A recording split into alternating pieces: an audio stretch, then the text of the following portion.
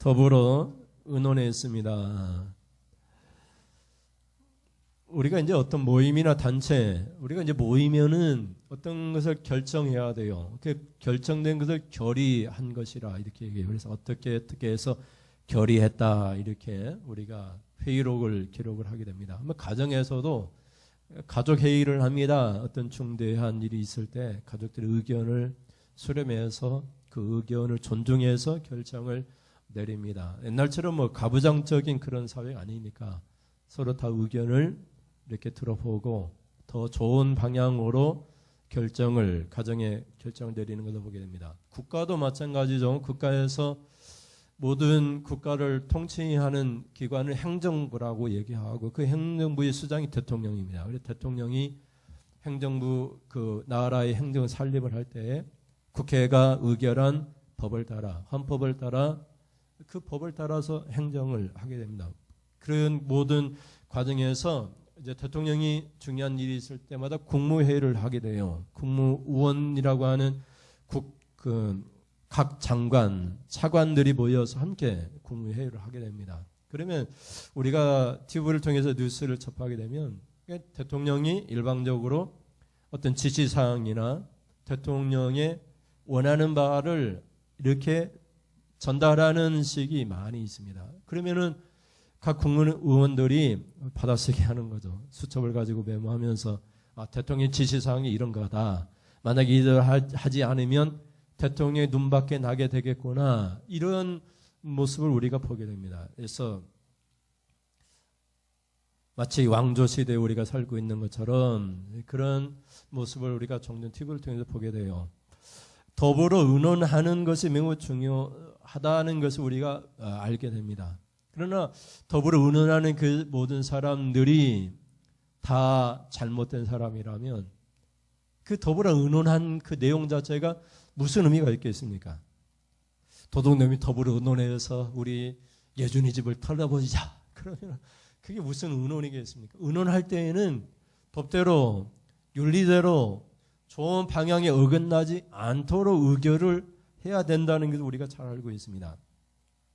여러분이 이제 차를 몰고 가다 교통사고를 나게 되는 광경을 보게 됐을 텐데요. 그 광경을 보게 되면 차에서 피해자나 가해자 차량이 나와서 어떻게 하죠? 서로 큰 소리로 막 사태질하면서 밀어붙이면서 막 힘으로 이업하는 모습을 보게 됩니다. 한마디로 얘기하면 큰 소리 치는 사람이 이긴다는 것이죠. 우리는 그런 사회 속에 오랫동안 살아왔습니다. 지난주에 이렇게 시찰의 회의를 참석했는데 보니까 뭐 총리를 왔다 갔다 하시는 분이라고 법을 안다고 잘못된 것을 주장하는 모습을 보게 됐어요. 그 말 한마디 나는 총리를 가는 사람이다. 아무도 말을 하지 않는 거예요. 이것이 법이다 하면 법에 대해서 잘 모르는 사람, 또 안다고 할지라도 그 힘이나 권세가 없는 사람들은 거기에 대해 구태여 다른 옳은 자기 주장을 하지 않는 것이 우리들의 대부분의 모습이에요. 우리는 그런 사회 속에서 살고 있습니다. 어떤 의논을 해도 그 의논을 우리가 옳은 것이라고 우리가 받아들일 수 없는 것들이 결의될 때가 많이 있다는 것을 보게 됩니다. 오늘 다윗 왕이 여러 지휘관들을 모아놓고 더불어 의논했습니다. 더불어 의논한 그 내용에 대해서 살펴보면서 우리는 어떻게 의논하고 또 의논한 것에 대해서 우리는 어떻게 그것을 따르며 살아가야 될지를 살펴보도록 하겠습니다. 첫째로 같이 보시겠습니다. 첫째로 시작. 더불어 의논할지라도 말씀에서 벗어나면 안 됩니다. 다윗이 왕이 되었어요. 사울 왕이 죽었습니다. 그리고 역대상은 여러 가지 족보들에 대한 이야기가 한 8장까지 쭉 기록되어 있어요. 그래서 역대상을 읽을 때에는 처음에는 읽기 싫어요. 족보에 대한 이야기니까. 그러면서 다윗의 족보로 이어집니다. 쭉 이어지는 족보가 9장부터 이제 사울 왕이 죽었다고 하면서 이야기가 다윗의 이야기로 전개됩니다. 역대상 전체는 다윗 왕에 대한 이야기이고 역대기를 기록한 이 기자는 다윗 왕의 관점에서 기록을 하게 됩니다. 우리가 이제 사실을 보고 진리를 기록할 때 어떤 관점으로 기록하느냐가 매우 중요하죠. 예수님의 사건을 목격한 제자들이 성경을 기록했는데 각자의 관점에서 기록을 하게 됩니다. 마태는 유대인을 대상으로 해서 성경을 기록해서 마태복음이 되었고, 또 누가는 성령과 기도에 대한 관점에서 기록해서 누가복음이 되었고, 또 마가도 있죠. 마가는 제일 처음 복음서를 기록한 사람인데 있는 그대로 아마 처음에 자기가 보고 들은 그 이야기 기록했을 거예요. 마가복음을 기초로 해서 마태나 누가나 요한이 기록되어지게 됩니다. 요한복음은 예수님 누구신가? 예수님 빛이시다. 예수님은 또 포도주다. 뭐 이런 예수님은 목자다. 예수님 누구인가에 대한 그런 관점에서 기록하게 됩니다. 그래서 약간의 사건이 똑같은 사건이지만 약간의 보는 관점이 달라지게 됩니다. 나는 오늘 예준이를 어떻게 관찰할까? 외모만 관찰할 거야. 나는 예준이가 예배 드릴 때 그 마음을 좀 관찰했으면 좋겠어. 그러니까 보는 사람의 관찰을 어떻게 하느냐에 따라서 보는 그 중요도가 달라지게 됩니다. 뭐 외모는 나는 전혀 신경 쓰지 않겠어. 그냥 그 마음의 심령만 좀 살피겠어요. 이렇게 할 때 전혀 다른 방법으로 기록하게 되죠. 역대기도 다윗 왕조에 대한 관점에서 기록하게 됩니다. 역대기에 대한 내용이 사무엘 상서에도 나오고요. 사무엘 상서 다윗 왕에 대한 이야기가 나오고 열왕기에도 다윗 왕에 대한 이야기가 나와요. 그러나 역대기에 나오는 다윗 왕은 특별한 잘못에 대한 기록을 하지 않아요. 역대기에 대한 다윗 왕조는 좋은 점을 많이 부각시킵니다. 여러분도 있는 그대로 사실을 보고 관찰하는 것도 중요하게 여기는 사람이 있을 거예요. 근데 나는 저 사람의 좋은 점만 관찰하고 싶어. 우리가 사회복지나 이런 행정에서 배울 때 강점 관점이라고 하는데 그 사람의 약점은 나는 보지 않겠어. 그 사람의 강점만 봐서 그 강점을 부각시키기 위해서 엠파워먼트라고 해서 강점을 찾아내서 그 강점을 강조함으로써 그 사람의 어떻게 보면은 가치를 높여주기 위해서 이렇게 다 보는 관점이 다른 점. 그것도 사람을 다스리는 방법이 다 다른 거죠. 어떤 사람은 막 매를 대고 엄청나게 스파르타식으로 하는 사람도 있고 어떤 사람들은 좀 그 사람의 좋은 점을 자꾸 부각시켜가지고 너는 할 수 있어. 너는 할 수 있는 사람이야. 그런 능력이 지금 네 안에 잠자고 있는 거야. 잠자고 있는 네 안에 있는 거인을 깨워봐. 막 이렇게 하는 사람들도 있죠. 역대기는 그런 관점에서 다윗 왕이 나쁜 일도 많이 했지만 그런 건 다 내려놓고 여러분도 아마 그럴 거예요. 여러분의 나쁜 점을 다 부각시키면 못 살 거예요. 그러나 그래도 여러분의 좋은 점을 어떻게든 하나라도 찾아내서 그것을 강조하면서 너는 그런 사람이야. 너는 그렇게 필요한 사람이야. 이렇게 보는 관점이 다 달라질 수 있는 것이죠. 그래서 다윗 왕이 왕이 되었습니다. 왕이 되면서 제일 처음에 무엇을 했느냐? 하나님의 법궤를 가져오는 거예요. 하나님의 법궤가 지금 다른 데에 있거든요. 그 법궤를 가져와서 법궤인 하나님 말씀에게 물어보고 하나님 말씀을 따라서 자신의 왕조가 다윗 왕조가 굳건히 세워지기를 원했어요. 그래서 나라의 모든 지도자들을 모아놨어요. 모든 지도자를 모아놓고 그들과 더불어 의논을 하게 됩니다. 1절 말씀 보세요. 1절에 시작. 다윗이 천부장과 백부장 곧 모든 지휘관과 더불어 의논하고 아멘. 천부장은 1000명의 부하를 데리고 있는 군대의 장관이에요. 백부장은 그대로 100명의 부하를 거느린 그 군대의 장관이죠. 천부장과 백부장을 다 불러다 놓고 모든 지휘관들을 불러놓고 그들과 서로 더불어서 의논을 하게 됩니다. 그 의논이 뭐냐? 하나님의 법궤를 옮겨오자. 법궤를 옮겨올 때 어떻게 옮겨올 것인가에 대한 의논이 있어요. 다윗 혼자만 몰래 밤중에 가서 하나님 법궤를 가져와서 자기 혼자 하나님 앞에 예배하고 기도하는 것을 만드는 것이 아니라 온 나라 모든 백성들이 보는 앞에서 모든 지도자들과 함께 하나님의 법궤를 옮기려고 그렇게 계획을 세우게 됩니다. 그만큼 하나님에 대한 축복에 대한 갈망이 있으세요. 3절 4절 말씀 보세요. 3절에 뭐라고 얘기하죠? 우리가 우리 하나님의 궤를 우리에게로 옮겨오자. 사울 때에는 우리가 궤 앞에서 묻지 아니하였느니라 하며 4절에 무 백성의 눈이 이 일을 좋게 여김으로 온 회중이 그대로 행하겠다고 한지라. 아멘. 그래서 더불어 의논한 결과 우리가 하나님의 법궤를 옮겨오는데 사울 왕 때에는 하나님의 법궤 앞에서 묻지 않았다는 거예요. 기도하거나 그 법궤의 말씀을 따라 행하지 않아서 사울 왕조가 패망을 당했는데 왕조가 완전히 바뀌었거든요. 사울 혼자만 왕이 되고 왕조가 바뀌었어요. 우리 조선 시대는 이조 왕조라고 하죠. 이씨가 왕이 되었죠. 500년의 역사를 갖고 있는데 사울 왕도 왕이 되었는데 혼자만 왕이 되고 그 아들이 전쟁터에서 사울 왕과 함께 죽게 되죠. 다윗이 왕이 돼서 다윗 왕조라고 얘기해요. 다윗 왕조가 계속되죠. 유대 나라가 망할 때까지. 그래서 하나님 앞에 물어보겠다는 거고, 그러니까 4절에 보니까 모든 백성이 이 일을 좋게 보았어요. 그래서 온 회중은 교회를 얘기해요. 온 교회가 그대로 행하겠다고 하게 됩니다. 법궤 안에는 세 가지 물건이 들어있었죠. 법궤 위에는 구룹이라고 해서 천사들이 날개를 펴서 법궤를 이렇게 위에서 보호하고 있는데 그것은 시온자라고 해서 하나님 그 법궤에 항상 인재하고 계시다. 이런 상징적인 의미가 있고요. 법궤 안에는 첫째가 뭐가 있죠?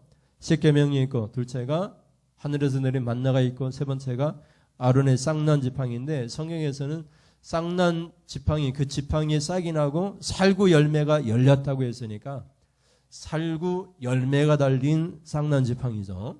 이 세 가지가 있었어요. 그러니까 이 법궤 안에는 뭐가 있어요?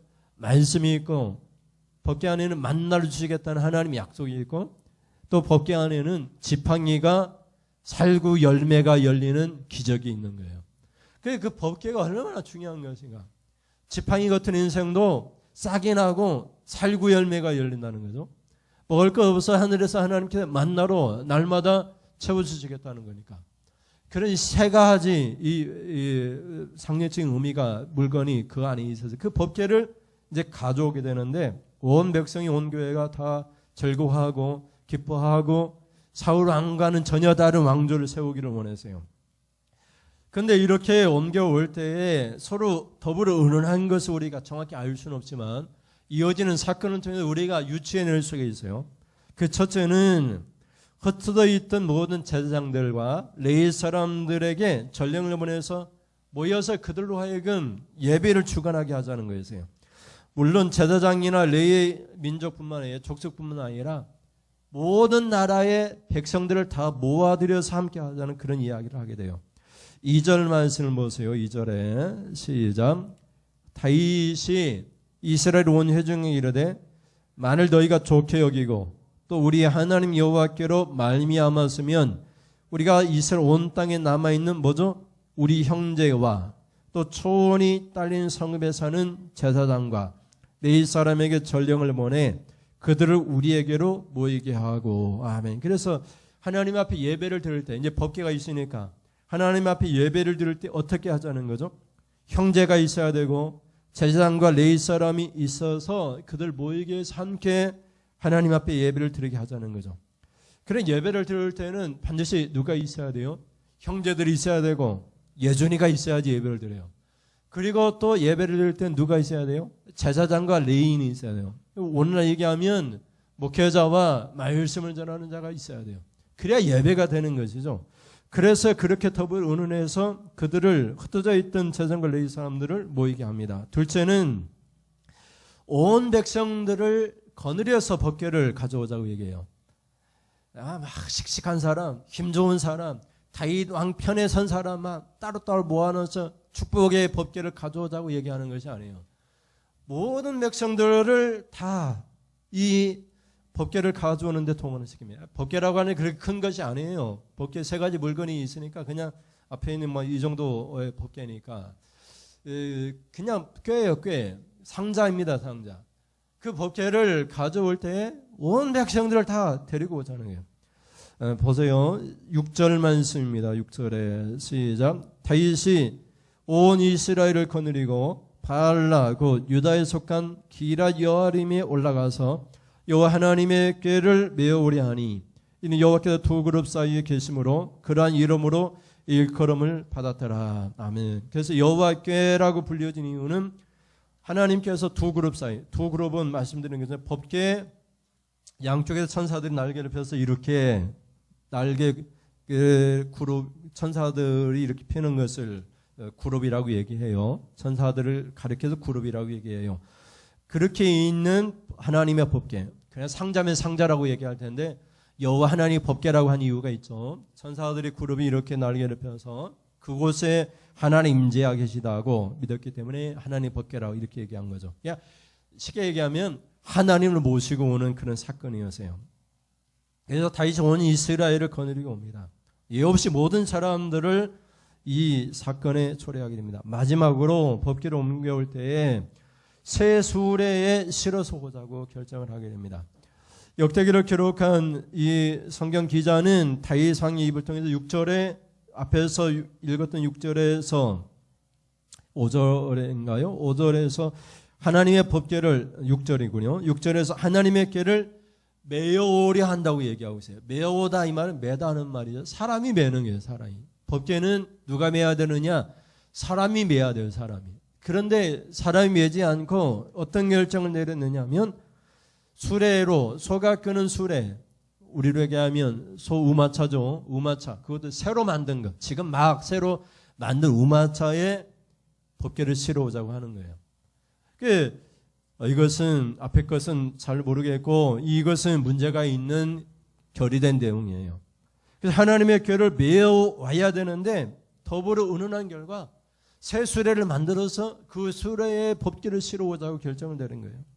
법궤가 무거운 것도 아닌데 수레에 실어오자고 결정을 내려요. 7절 말씀 보세요. 7절에 하나님의 궤를 새 수레에 싣고 아비나답의 집에서 나오는데 우사와 아이오는 수레를 몰며 아비나답은 제사장이고요.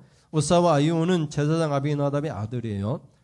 그러면 여러분 제사장이 말려야 되지 않겠어요? 하나님 말씀에 법궤는 매야 된다. 이게 온 이스라엘 사람이 다 모였어요. 하나님 말씀은 적어도 뭐 어느 정도 알고 있다는 사람이 다 모였을 거예요. 하나님의 백성이니까. 다윗 왕도 있고 여러 지도자들이 있으니까. 하나님의 법궤는 어떻게 해야 된다? 매어 와야 된다. 분명히 매어 와야 된다. 성경에 기록하고 있어요. 그런데 아무도 여기에 대해서 반대 의견을 내지 않는 거예요. 새 수레의 법궤를 실어오자 결정을 내려요. 그런 잘못된 결정을 내리고 거기에 대해서 누가 잘못됐습니다 말하는 사람이 아무도 없다는 거예요. 아유 그냥 뭐 한 번 하는 일인데 그냥 잘못했을 때로 그냥 넘어가면 그냥 이번에 조용히 넘어가자. 아이고 뭐 이거 그거 잘못했다고 얘기해가지고 또 분란이 나고 싸우고 다투고 아이고 교회가 그냥 좋은 게 좋은 거지. 응? 그렇게 얘기한다는 거예요. 오늘날 교회 안에서도 일어나는 많은 일들이 그냥 좋으면 좋은 게예요. 잘못된 거 그런 거 따지지 하나님 말씀이 입에 드는 거 따지지 않고 그냥 좋으면 좋은 게예요. 좋으면 좋은 거. 하나님께서도 좋은 게 좋은 걸까요? 그런 잘못된 결정을 내리게 됩니다. 그래서 말씀 벗어난 결정을 내리게 됩니다. 다윗이 왜 법궤를 가져왔어요? 사울 왕 때는 물어보지 않아서 축복을 받지 못한 왕조가 멸망했는데 다윗 왕조는 영원히 있기를 원해서 하나님께 물어보기 위해서 법궤를 가져오는데 그 과정에서 실수를 하게 됩니다. 하나님 법궤를 메어오지 않고 그것을 가족 소수레에 새 수레에 메어오게 되는 그런 잘못된 결정을 내리게 돼요. 여러분이 더불어 함께 의논할지라도 가족 회의를 했을지라도 그 가족 회의가 반윤리적이고 그리고 반도덕적이고 법에 위배해야 되는 그런 결정을 절대로 내려서는 안 되는 거예요.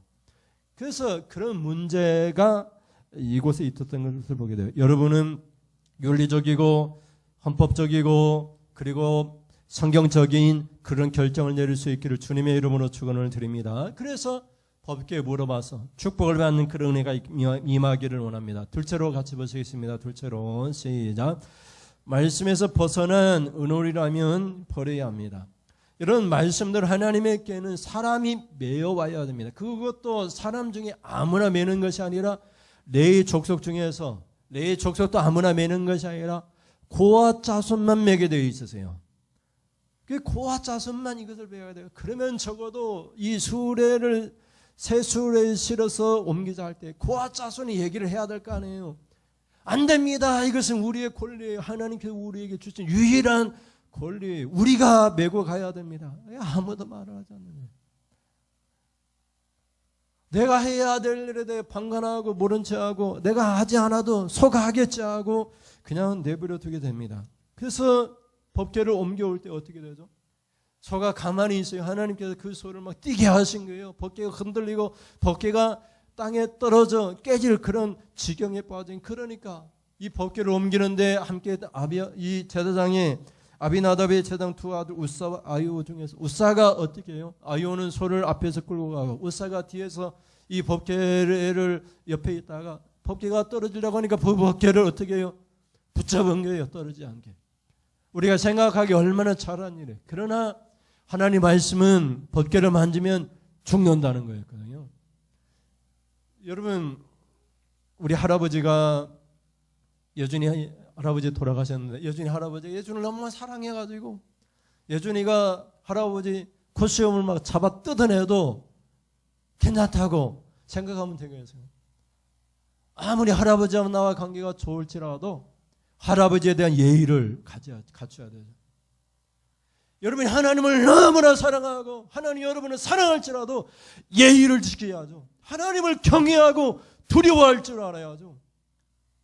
하나님을 절대 두려워하지 하나님의 법궤를 함부로 만지게 돼서 우사가 그 자리에 즉사하게 되는 것을 보게 돼요. 여러분 한번 보세요. 하나님의 법궤를 매지 않은 것도 문제지만 더 큰 문제는 하나님의 성물인 법궤를 함부로 만진 거예요. 민수기 4장 15절을 보세요. 하나님 말씀이 이렇게 얘기하죠. 진영을 떠날 때 아론과 15절 4장 15절 다시 읽습니다. 진영을 떠날 때 아론과 그의 아들들이 성소와 성소의 모든 기구 덮는 일을 마치거든 누가 고아 자손들이 와서 뺄 것이니라. 그러나 성물은 만지지 말라. 그들이 죽으리라. 회막 물건 중에서 이것들은 고아 자손이 맬 것이며. 아멘. 소가 끊어진 것이 아니라 고아 자손이 매야 되고 고아 자손이라 할지라도 법궤를 만지면 성경에 뭐라고 얘기하고 죽으리라 말을 하고 있잖아요. 하나님은 두려운 분이거든요. 경외할 분이거든요. 사랑하시는 하나님이지만 내재하시는 우리와 함께 하신 임마누엘의 하나님이지만 절대적인 하나님이거든요. 인간이 가까이 할 수 없는 절대적인 하나님이거든요. 초월적인 하나님이시면서 내재적인 하나님, 절대적인 하나님이면서도 우리와 함께 하시는 임마누엘의 하나님이거든요. 근데 우리는 내재적인 하나님, 우리와 함께 하시는 사랑의 하나님만 생각하는 거예요. 하나님은 공의로운 하나님이세요. 죄를 절대로 용서하지 않는 하나님이시거든요. 그 용서를 해서 누가 죽으세요? 하나님의 아들 예수님이 죽으셨거든요. 죄의 결과는 사망이고 예수님의 죽음이 있어야만 죄가 용서되거든요. 그래서 여러분이 왜 죄를 용서받느냐? 십자가 예수를 믿기 때문에 죄가 용서받거든요. 예수님 때문에 죄가 용서된 거지 하나님은 죄를 절대 용서하지 않습니다. 예수님의 십자가를 믿으니까 믿는 사람이 죄를 용서하는 것이지.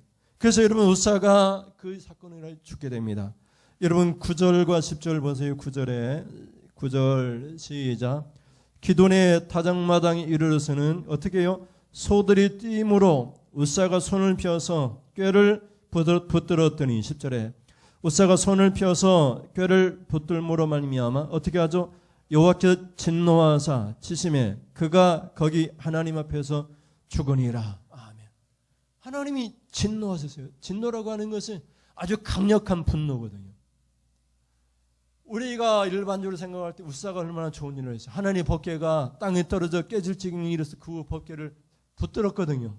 근데 하나님이 하나님의 성물을 함부로 만진 이 우사를 그 자리에서 죽게. 제사장인데 제사장이라 할지라도 죽음에 이르게 하는 것을 보게 돼요. 여러분이 예수님이 있습니다. 하나님이 있습니다. 그러나 절대로 하나님에 대한 경외감, 두려움, 예배드리는 이 시간 떨림과 두려움을 하나님의 말씀을 듣는 그런 자세를 잊어버리면 안 되는 거예요. 예배를 우습게 생각해서는 안 되는 거예요. 예배는 죽는 사건이거든요. 내가 죽고 사는 그런 사건이거든요. 예배를 함부로 드려서도 안 되고 예배를 안 드리는 것도 문제인 것이죠. 그런 하나님의 법궤를 드리는 이 사건 속에서 여러분 아무리 더불어 은은한 결정이라 할지라도 수레가 새 수레로 소가 끄는 그 일을 결의해서는 안 되는 거죠. 반드시 말씀에 따라서 내 족속 중에서 고아 자손만이 그것을 맬지라도 법궤를 만져서는 안 된다는 것. 법궤는 이렇게 법궤가 있으면 법궤 양쪽에 4개의 손잡이가 있거든요. 그 손잡이를 들고 이렇게 메고 가게 되어 있거든요. 법궤를 만지는 것이 아니라. 이게 법궤면은 메고 갈 수 있는 이렇게 기다란 막대기가 있어요. 그래서 그 막대기를 들고 이렇게 메고 가는 거거든요. 이 법궤를 만져서는 안 돼요. 고아자손이나 제장이라 할지라도 우리가 아주 뭐 이렇게 존경할 만한 사람이라면 뭐 대통령 그런 분이 아니겠지만 대통령에 대해서 우리가 함부로 옷이나 이런 거 만지지 않잖아요. 허락을 받고 하는 것처럼 하나님의 성물인데 그리고 하나님인데 어떻게 함부로 예배드리고 함부로 법궤를 만질 수 있느냐 하는 거죠. 그래서 그 자리에 찍게 되는 여러분은 아무리 더불어 은은한 결정이라 할지라도 말씀만 의지해서 살아가는 그런 축복된 성도님이 될 수 있기를 바랍니다. 마지막으로 셋째로요. 같이 읽습니다. 하나님의 법궤가 머문 곳에 축복이 임했습니다. 여러분 우사 사건으로 말미암아 다윗 왕이 법궤를 옮기는 것 어떻게 했어요? 중단하게 됩니다. 그리고 그 법궤를 어떻게 해요? 오벳에돔이라는 사람이 집에 메어 옮겨 놓습니다. 그러니까 하나님께서 오벳에돔의 집에 어떻게 했어요? 그 집에 복을 주시고 그 모든 소유에도 복을 주셨어요. 법궤를 머문 오벳에돔에 하나님이 복을 주세요. 13절 14절 말씀 보세요. 13절 시작. 다윗이 궤를 옮겨 자기가 있는 다윗성으로 메어드리지 못하고 그 대신 가드 사람 오벳에돔의 집으로 메어가니라. 14절에 하나님의 궤가 오벳에돔의 집에서 그의 가족과 함께 석 달을 있으니라. 여호와께서 오벳에돔의 집과 그의 모든 소유에 복을 내리셨더라. 아멘. 근데 여러분 법궤를 다윗 왕이 옮겨올 때에 누구 집에 있었어요? 제사장 아비아달의 집에 있었어요. 아비나답의 집에 있었어요. 아비나답의 아들 우사와 아요가 나오고 얘기했죠. 7절 말씀 보세요. 하나님의 궤를 세수를 싣고 아비나답의 집에서 나오는데 이렇게 되어 있잖아요. 아비나답의 집에 있었는데 성경은 아비나답의 집과 그 모든 소유에 복을 주셨다라는 말이 한 구절도 없어요. 아비나답의 집에 이 법궤가 오랫동안 있었는데도 하나님 그 집에 복을 주시지 않았어요. 그러나 오벳에돔의 집에는 법궤가 석 달 동안 있었는데도 복을 주셨어요. 그게 무슨 말이에요? 법궤가 있다고 해서 복을 받는 것이 아니라 법궤에 대한 어떤 자세를 갖느냐. 아비나답은 법궤를 함부로 대했기 때문에 아들이 죽고 오벳에돔은 석 달 동안 법궤를 모시고 있었지만 그 집이 그 모든 소유가 복을 받게 되는 것을 보게 돼요. 예수를 믿지만 어떤 사람은 예수님을 아비나답처럼 믿어서 예수를 믿으면서 죽음에 이르게 되고 어떤 사람은 예수를 믿으면서도 오벳에돔의 집처럼 예수를 믿음으로 그 모든 집까지 그 모든 소유까지 복을 받게 되는 것을 보게 돼요. 예수님 문제가 아니라 하나님 문제가 아니라 예배하는 자의 문제인 것이죠. 법궤가 문제가 아니라 법궤를 대한 아비나답의 집과 아비나답의 아들 우사와 아이오의 문제고 그 법궤에 대한 오벳에돔의 집의 문제인 거죠. 그래서 여러분 내가 법궤에 대해서 또는 하나님에 대해서 어떤 자세로 어떻게 예배할 것이냐. 오늘 시간에도 우리가 예배 드릴 때에 아비나답의 집처럼 예배 드릴 수 있어요. 우사처럼 예배를 드릴 수 있어요. 예배를 드렸다가 우사처럼 죽을 수도 있어요. 우리가 뭐 육체적으로 죽지 않는다 할지라도 영이 죽을 수 있단 말이죠. 그리고 예배를 드리면서 오벳에돔처럼 집과 그 모든 소유가 복을 받을 수도 있어요. 여러분 오벳에돔의 집처럼 하나님 앞에 복을 받는 여러분뿐만 아니라 여러분의 집과 여러분의 모든 소유까지도 하나님 복을 받는 그런 은혜와 축복이 있기를 주님의 이름으로 축원을 드립니다. 우리 찬송하면서 같이 기도하시겠습니다. 나의 피난처 예수 의지해요.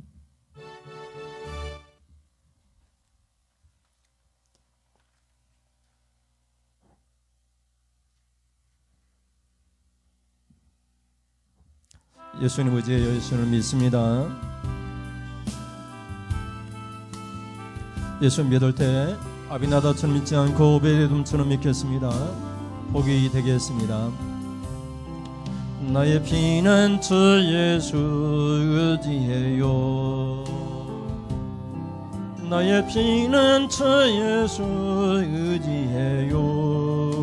나의 가는 길에 나의 가는 길에 거센 바람 몰아쳐와도 나의 피난처 예수 의지해요. 나는 영원히 주님 사랑해요.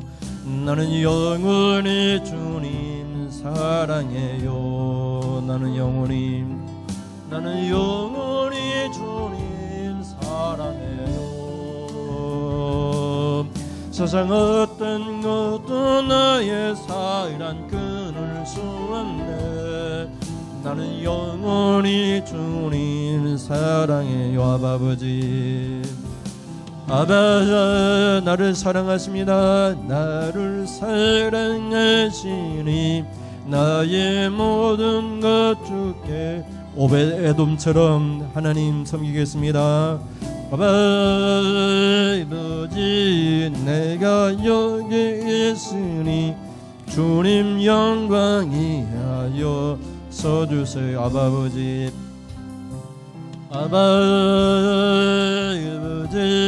나를 사랑하시니 나의 모든 것 주께 드려요. 아버지 내가 여기 있습니다. 내가 여기 있으니 주님 영광이 하여 써주세요. 아멘. 사울은 법궤에게 묻지 않았습니다. 다윗 왕이 되면서 첫 번째 하나님 법궤를 옮겨와서 법궤에게 물어보겠다. 그렇게 결정을 내렸습니다. 그 은은한 결정 가운데 잘못된 결정이 있었는데 말씀대로 결정하지 못하고 새 수레에 소가 끌게 하였습니다. 그런 결정을 내리고 말았습니다. 그러다가 고앗 자손이 메어야 될 그 법궤가 새 수레에서 흔들림으로 우사가 만짐으로 죽게 되었습니다. 사울 왕이 대한 법궤 또 다윗 왕이 대한 법궤 그 자세가 달랐습니다.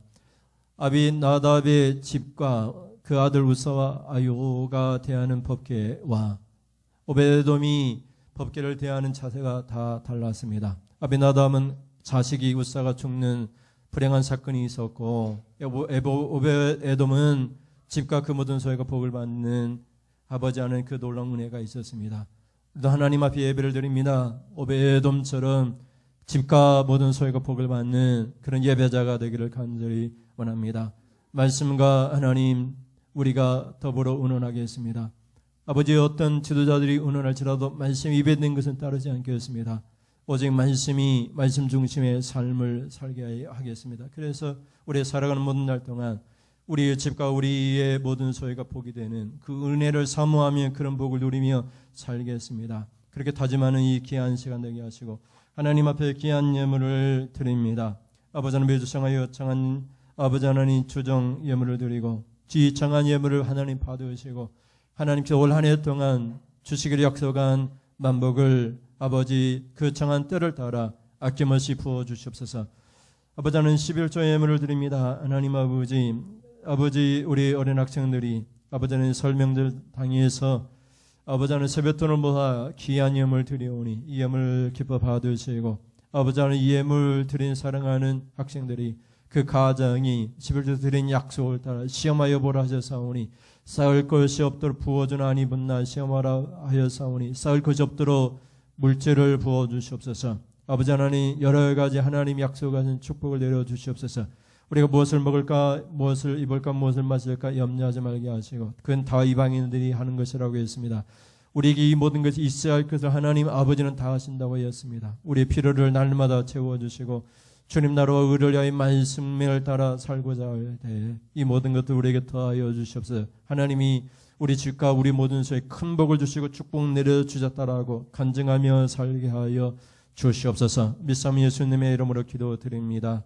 아멘. 하나님 아버지, 지금은 말씀을 듣고 더불어 오는 날 있을지라도 말씀에 반대되는 것은 과감하게 버리고 오직 오베돔의 집처럼 아버지는 법기를 대하는 자세를 갖춤으로 집과 모든 소유가 복을 받겠습니다. 결단하여 돌아가는 사랑하는 성도님들 머리머리에 우리 주 예수 그리스도의 십자가의 놀라우신 은혜와 하나님 아버지 아들조차 약기지 아니하고 의되으신 하나님 그 극진하신 사랑하심과 성령이 지금도 탄식하면서 우리 안에서 기도하시고 또 교훈하시고 옆에서 도와주시는 놀라우신 은혜가 지금으로부터 영원무궁토록 함께 있을지어다. 아멘. 하나님 영광 받으시옵소서. 오늘 하나님 오베돔의 집처럼 집과 모든 소유가 복을 받는 우리 성도들이 예배드리고 돌아갈 때마다 하나님 때를 따라 이스라엘 그들을 채워주시고 하나님 집과 모든 소유의 복의 복을 더하여 주시옵소서. 아브라함처럼 번성하게 되는 복을 허락하시옵소서. 이상으로 예배를 마치겠습니다. 감사합니다.